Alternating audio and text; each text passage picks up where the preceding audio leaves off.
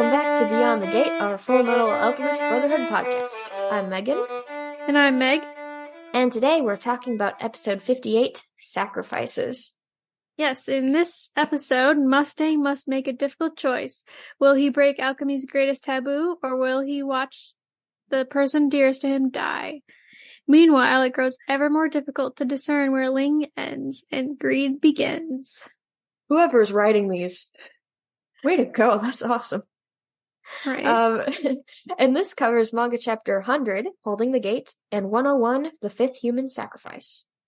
Let's just jump right into this episode. There's a lot happens because everybody has just disappeared, been eaten up by the little hands.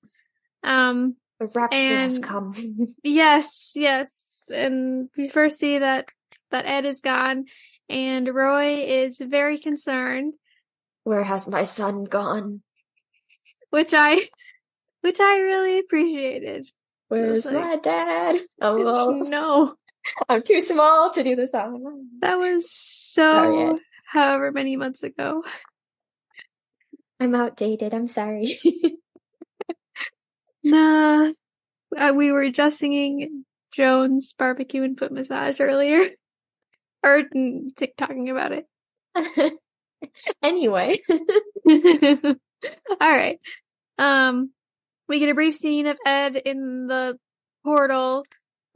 He has been captured by the little hands, and he's screaming and confused. Yeah, I would be too. Yep. But then we go back to GreedLing and the fear of fighting. Greed, or I would say more Ling, is absolutely furious that Fu has just been killed, and he is going nuts, and they both go like over the side of the wall. Actually, where is that body of water? Is that like there's like a moat in the middle. Yeah. Kind of on the outside, but also it's going right through the building. But yeah, so I think it happened really fast, but the two of them go tumbling over the side, and Ling, using his hardened like claw-like arm, grabs the side of the wall to keep himself, up. But the Fuhrer grabs his other arm, and Ling's just dangling him like, let go. Yeah. And he's losing his grip, but then Lan Fan grabs his arm with her automail arm, which is just crazy. And it like immediately starts bleeding, and he's like, let go, like you're hurting yourself. And she's like, no, I'm not gonna lose you. And then she starts crying. Yeah, because he tells her, let me go, Fu needs you more, and she says it's too late for him. So she lost her grandfather, and she's about to lose like the only other person that she can trust in this world. Yes, it's very, very emotional scene. And then she calls over some Briggs soldiers to help her, and they shoot the Fuhrer, and he falls, and they manage to rescue Ling. And Ling immediately runs to Fu. Phew. No, just even. It's fine. It's kind of funny. It's your podcast.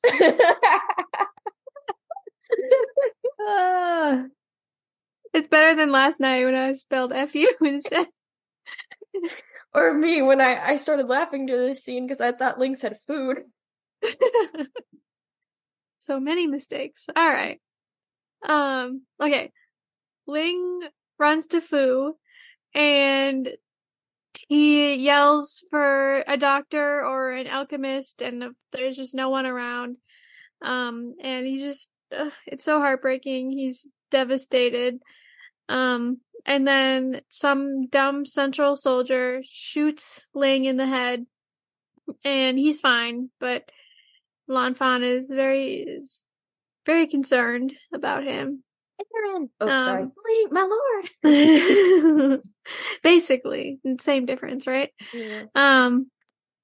And I don't know, I really liked what he said. He basically mourning that he's like, I finally gained immortality, but I still can't save anyone. Yeah, I mean that was a very powerful scene because in I mean he said it in as many words, but I think seeing it play out is even better because Fu is there on the ground dying, and Ling would give anything to use his power to heal Fu, but instead when he gets shot, he heals himself automatically. And he's like, "Why can't I use all of this power I've gained to to help my friends?"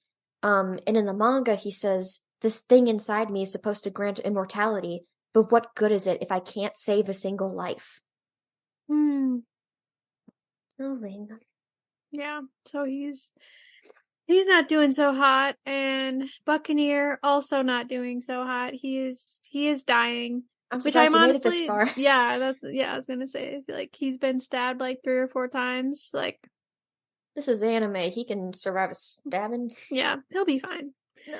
Um, and then we see the soldiers still shooting down the stairs, but then they run out of ammo, and Buccaneer, he is concerned for his fellow soldiers, and his dying wish is to have GreedLing defend the gate, and he agrees.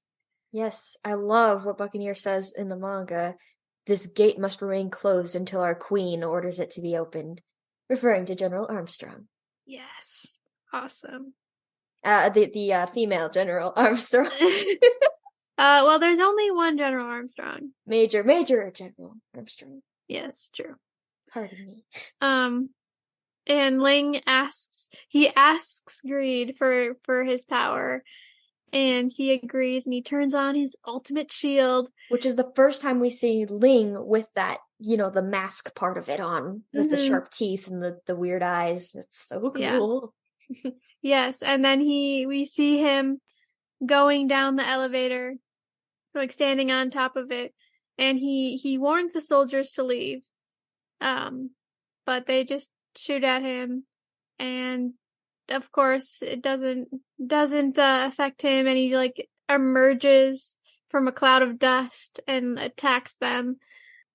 And then the elevator like must be broken, and it like shoots down the shaft and explodes the whole like stairwell, like Yeah, that didn't happen everybody in the dead. manga as far as I could read ahead. It Ling in the manga, I don't think he kills anyone. He just smashes a couple faces and breaks a few bones. There's a great Mm-hmm. panel of him just snapping somebody's limbs. It's I mean, like he's stopping them from fighting without killing them. That's why I think it's great. I don't approve of him smashing bones. I just think him taking other people out of the fight without killing, that's such a Ling thing to do.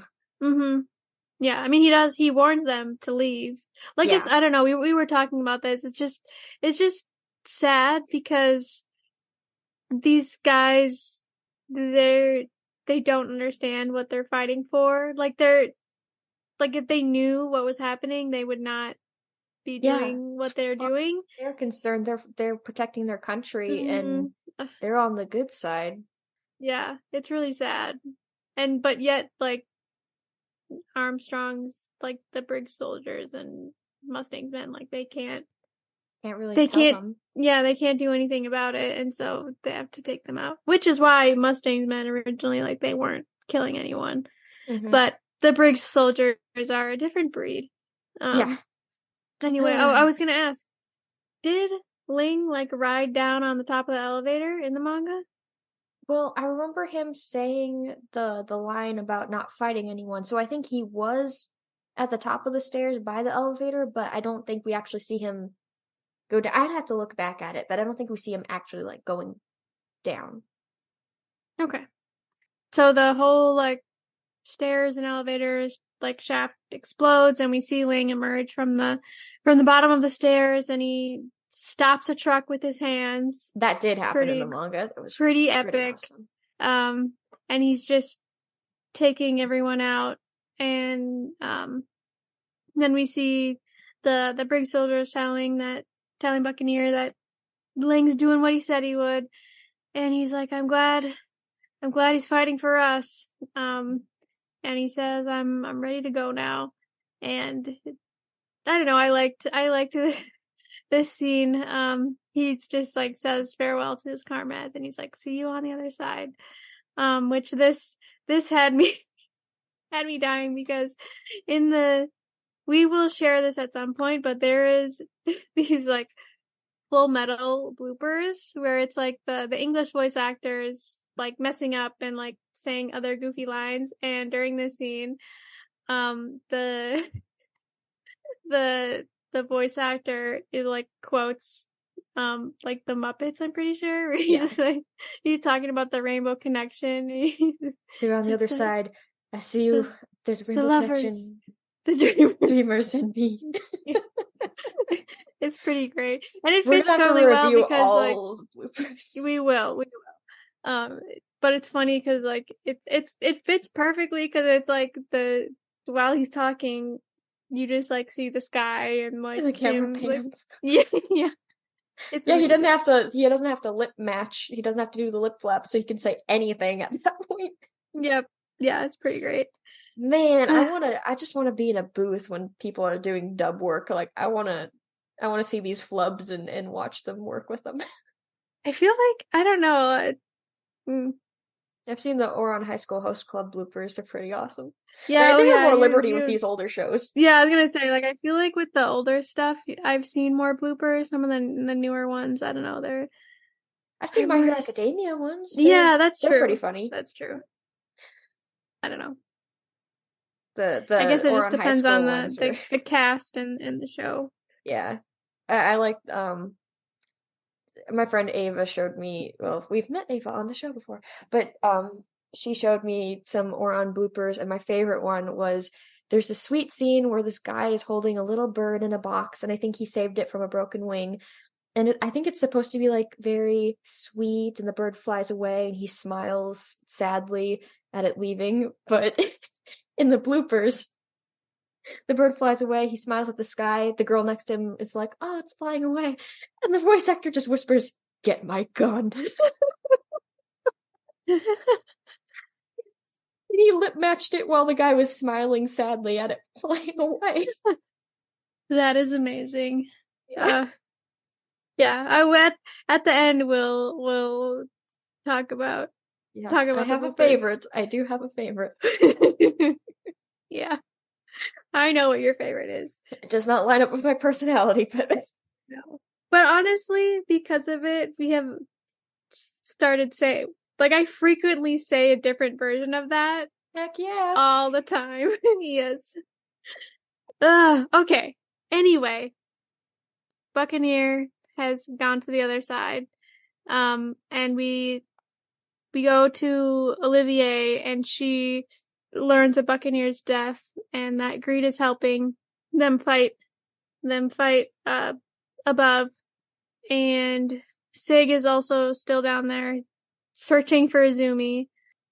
I don't know, I guess this scene is I maybe just to establish that like they've got it under control upstairs, and they can keep they all decide to keep going down and find father and hopefully Izumi.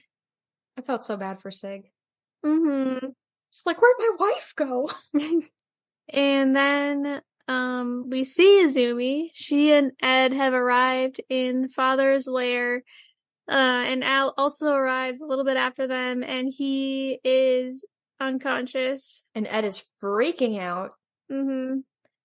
Father appears with he is just a big fat blob with a bunch of sorry, I saw him and it was like, yeah, wow, he looks kind of chunky. Like he's just maybe this massive shadow. Yeah, maybe because he like ate the other body. I don't know. Yeah, because he's got Hohenheim. That's true. He's captured Hohenheim inside of his body, vaguely humanoid shaped body. Yeah. And I like that Ed actually sounded concerned. Like he saw his dad, and he was like, Hohenheim, like, oh my goodness, my dad's been swallowed up. Yeah. But yeah, I mean, Ed may have beef with his dad, but at the end of the day, he does care about him. Mm-hmm. Yes. And then we go to the fight with Scar and Mustang and Hawkeye, and they have all been captured by the other fewer candidates, and the Dr. Goldtooth. That's literally his name. Yes, yeah, in the little like mid-credits thing, like it says Goldtooth Doctor. Like that is his name. So his name is Dr. Goldtooth. That is what I'm going to call him. You think he was born with that name and got the tooth later, or got the tooth and then get the name? Very important question. It's like Was a it the real chicken or the egg? Yeah. I don't know. Anyway. He wants to make Mustang open the portal, and Mustang refuses, of course. But then one of the soldiers stabs Hawkeye, and I loved this. Mustang, like, oh man, he's like, I'll kill you. Travis But Willingham did a great it performance. It was was, just like when he said, "I'll kill you," it sounded like everyone in the booth listening to him was probably like, "Oh, time for us to take a break. Bye." yeah, I loved it. Yeah. Hawkeye tells him not to save her. She's like, I'm not gonna die because you told me not to, so don't try to save me. Don't open the portal. Um, and the doctor tells him to, he says, save your precious woman, Even the which, bad guys ship it. They right? know. Everybody knows. Everybody sees. And he offers the Philosopher's Stone to save her in exchange for him opening the portal. And Mustang agrees to do it. Actually, And he says, okay. yeah, he says, yeah, he does. Yeah. Hawkeye's bleeding out. He Hit like a cut her artery like, there. yeah, like in the, She's to her credit. I mean, she was talking, which she shouldn't be doing, but she was like, it sounded like she was not whispering, but holding her speech back, and she was pressing against the wound as she was laying there. So she's staying very calm amidst all of this and doing the right thing to like try to, stanch the bleeding. But it is a fatal yeah, blow. Like within a minute or so, she will be gone. yeah. And that's the end of the episode. Yeah. For tracking, I would say we could track a homunculi death, but there's no confirmation that Bradley is actually dead. I mean, he just fell into a moat from 100 feet up. That's not gonna kill him, right? He survived an exploding train. And as we know, he doesn't regenerate like the other homunculi, so any death for him will be final since he doesn't regenerate, but it will take a lot to kill him. So we probably haven't seen the end of him just yet. Then for animation expertise, I just want to talk about the scene where Lanfan is holding on to Ling over the ledge of the building.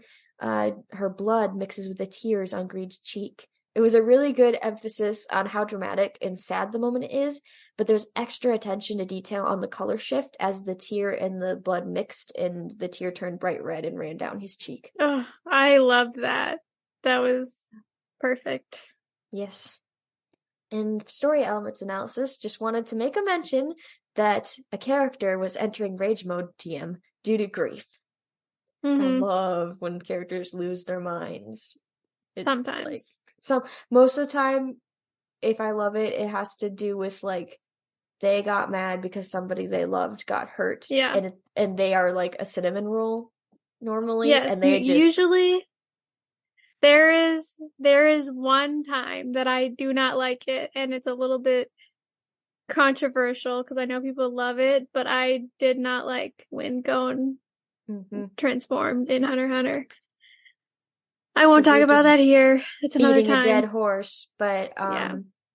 I think one of my favorite versions of this was more recent, but Kenji in Bungo Stray Dogs, because we didn't know what power he had until his friend got hurt and he just lost it. And and then we learned that there's like a rule the bad guys have: don't make Kenji mad. Yep. Yeah, that's amazing. He's so sweet. And we met his voice actor. He's like, I love Kenji. Yeah, that was fun. Yeah. All right. That's the end of the episode. Megan, what was your favorite line?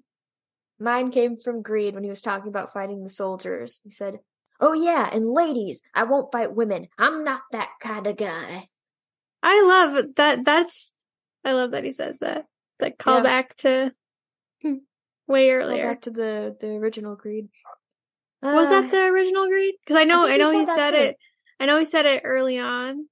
No, I think that was the Ed original and Greed Ling. because Ed and Al. was yeah, but Izumi was gonna fight. Oh yeah, and he's like, I don't fight remember women. that. Yep. See, he is the same guy. He is. What was your favorite line, Meg? Mine came from Buccaneer. When he learned that GreedLing is fighting for them, he's like, "That's good. Now I can kick the bucket in peace." Which honestly is just. We both agreed we would say that at some point. It's just relatable. Like, okay, now I can die in peace. Yep.